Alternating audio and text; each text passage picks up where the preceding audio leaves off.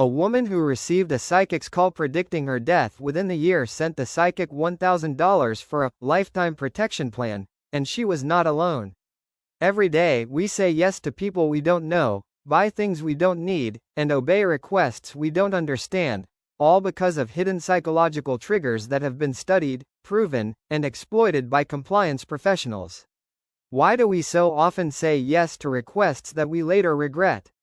Why do we buy products we never intended to purchase, donate to causes we never supported, or agree to favors we cannot afford to return? Robert Cialdini, a professor of psychology and marketing at Arizona State University, spent decades studying the psychology of persuasion, often going undercover to train with used car dealers, telemarketers, fundraisers, and recruitment organizations to understand how they get us to comply. The result is Influence, The Psychology of Persuasion, a landmark book that identifies 6 universal principles of influence that govern human behavior. These principles are not tricks or manipulations. They are cognitive shortcuts, what Cialdini calls judgmental heuristics, that our brains use to make decisions quickly in a complex world. In an environment of information overload, we cannot possibly analyze every request from scratch. Instead, we rely on automatic response patterns. The problem is that skilled practitioners know how to trigger these shortcuts automatically, often without our conscious awareness. Once you understand these 6 principles, you will not only become more resistant to manipulation, but you will also become more ethical and effective in your own efforts to persuade others. The 6 principles are reciprocity, scarcity, authority, consistency, liking, and social proof. Each one is rooted in deep psychological research and has been shown to dramatically increase compliance in hundreds of experiments. The first principle is reciprocity, the powerful human need to repay what another has given us. The rule of reciprocity is so deeply ingrained that it can be triggered by even the smallest gift or favor, and it often overrides rational calculations of value. Cialdini opens his chapter on reciprocity with the story of a Hare Krishna follower who gave him a flower at an airport, then asked for a donation. The feeling of obligation was so strong that he felt compelled to give money, even though he did not want the flower and had no intention of supporting the organization. In one classic study, a researcher approached strangers in a park and asked them to buy a raffle ticket. Only 5% complied, but when the researcher first gave each stranger a free bottle of Coca-Cola, the compliance rate jumped to 35% even though the bottle was worth far less than the raffle ticket. The subjects felt obligated to return the favor, not because they wanted the ticket, but because they did not want to feel ungrateful. This principle explains why charities send you free address labels, why supermarkets give you free samples, and why salespeople offer small concessions before asking for a larger commitment. Another powerful application of reciprocity is the rejection then retreat technique, also known as the door in the face method. If you want someone to agree to a large request, you first ask for an even larger request that you expect them to refuse. When they refuse, you then retreat to your actual, smaller request. The other person feels a sense of concession and, due to reciprocity, will often feel obliged to concede in return by agreeing to the smaller request. In one study, researchers asked college students if they would volunteer to chaperone a group of juvenile delinquents on a trip to the zoo. Only 17% agreed, but when they first asked the students to serve as unpaid counselors for 2 hours every week for 2 years, a request everyone refused. Then retreated to the zoo trip, 50% agreed. The key to defending against reciprocity is to recognize that a gift is not always a gift. If the initial favor comes from a salesperson or a persuader with an ulterior motive, you are free to accept the gift without feeling obligated to reciprocate because the initial act was not truly generous. It was a calculated strategy. Cialdini recommends that when you are offered something for free, ask yourself whether you would want the product or service if the gift were not attached. If not, then you have no obligation to reciprocate. You can simply say no with a clear conscience. The second principle is scarcity, the fear of missing out on something that is limited or about to become unavailable. Humans are far more motivated by the prospect of losing something than by the prospect of gaining something of equal value, a cognitive bias known as loss aversion. Scarcity works because it creates urgency and makes us value something more simply because it is rare. Cialdini recounts a famous experiment where people rated chocolate chip cookies as more desirable when the jar contained only 2 cookies rather than 20, even though the cookies were identical. The same principle applies to limited time offers, exclusive memberships, and last chance sales. Real estate agents are trained to tell potential buyers that another offer has just come in, not because it is true, but because the fear of losing the property triggers an immediate decision. The most effective form of scarcity is not just limited quantity but limited time. When something is both rare and fleeting, its perceived value skyrockets. Cialdini also discusses the phenomenon of psychological reactance. When something is forbidden or threatened, we want it even more. This is why parents who forbid their teenagers to see a certain movie make that movie more attractive, and why censorship often backfires by increasing interest in the banned material. In marketing, scarcity is often combined with social proof to create a rush. For example, television shopping networks announce that only 500 items are left and that the phone lines are ringing off the hook. The combination of limited quantity and the visible behavior of other buyers triggers a powerful compulsion to buy. To defend against scarcity, you must ask yourself why you want the item. Is it because of its genuine utility, or simply because you are afraid of missing out? Cialdini suggests that you take a moment to step back and evaluate the true value of the item independent of the time pressure. If you were not told that it was the last one, would you still want it? If not, then the scarcity is manipulating you. Also, be aware that the joy of owning a scarce item often fades quickly after the purchase, but the debt or regret can last much longer. The third principle is authority, our deep-seated tendency to obey and trust experts and figures of authority.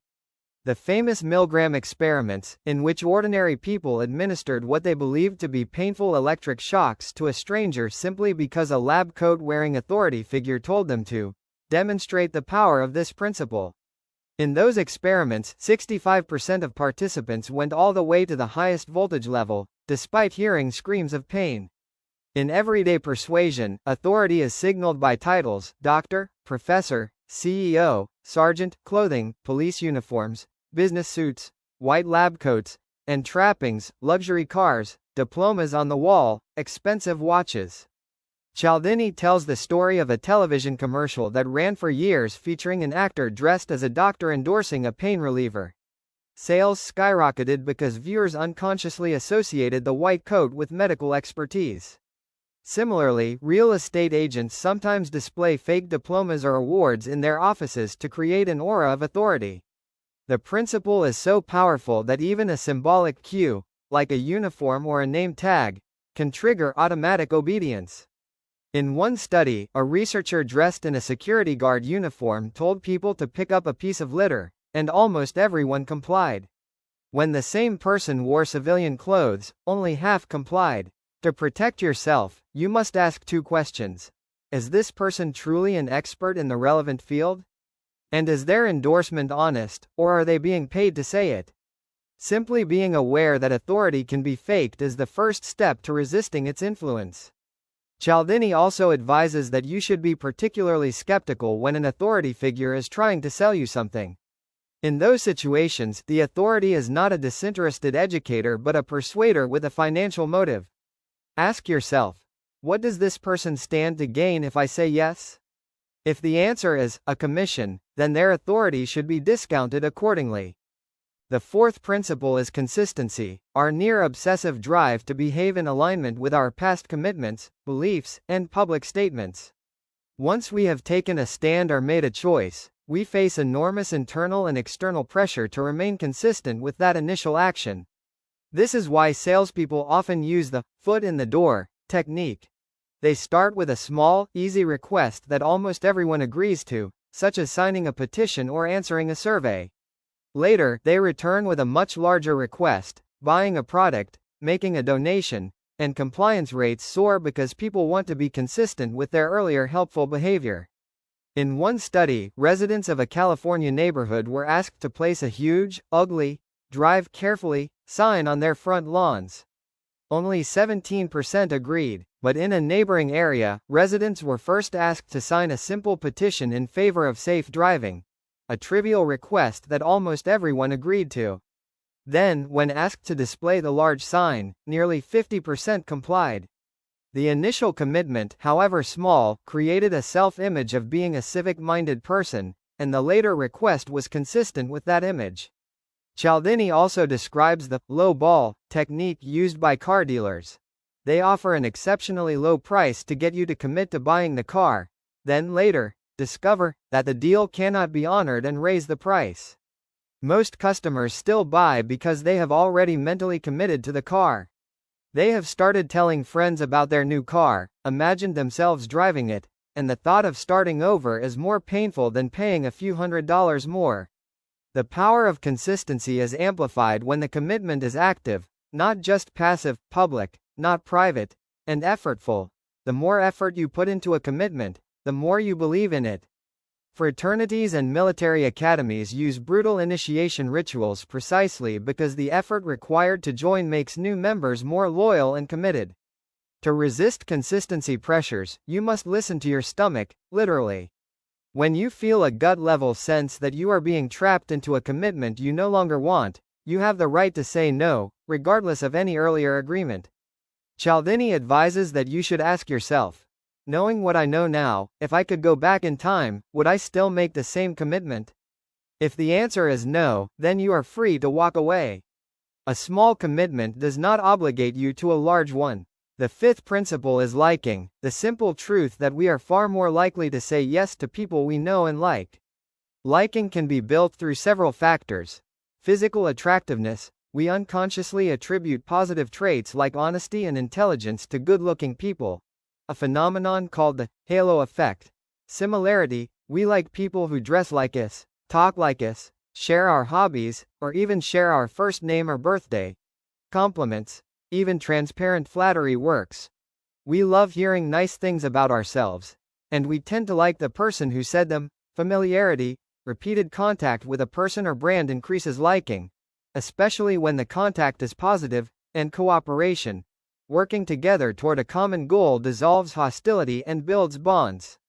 Cialdini tells the story of a successful Tupperware party hostess who earns commissions not by pressuring guests, but by having them play games and win prizes. The guests end up buying products not because they need them, but because they like the hostess and want to support her.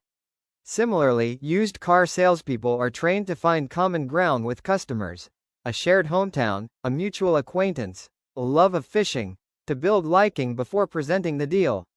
The good cop, bad cop interrogation technique works because the good cop builds liking and trust, making the suspect want to cooperate.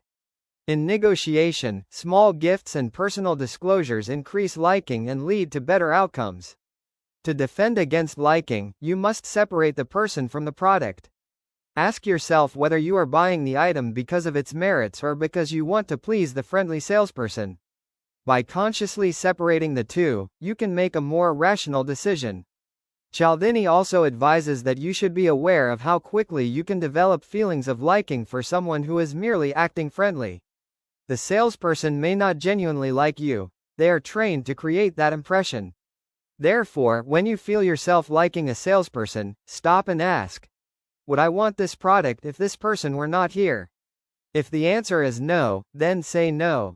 The sixth and final principle is social proof, the tendency to look to the behavior of others to determine what is correct, especially in situations of uncertainty.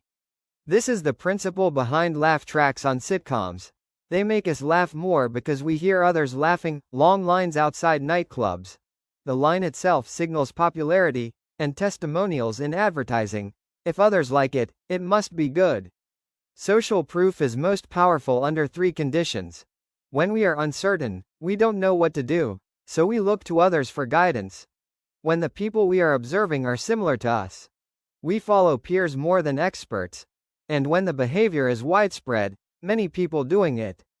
Cialdini describes a tragic case from the 1960s. A young woman named Kitty Genovese was stabbed to death while 38 of her neighbors watched from their windows, yet no one called the police for over 30 minutes. The reason was social proof. Each person saw others doing nothing, interpreted that as a sign that nothing was wrong, and therefore did nothing themselves. This is called pluralistic ignorance. In marketing, social proof is used through customer reviews, ratings, bestseller, badges, celebrity endorsements, user-generated content, and influencer marketing.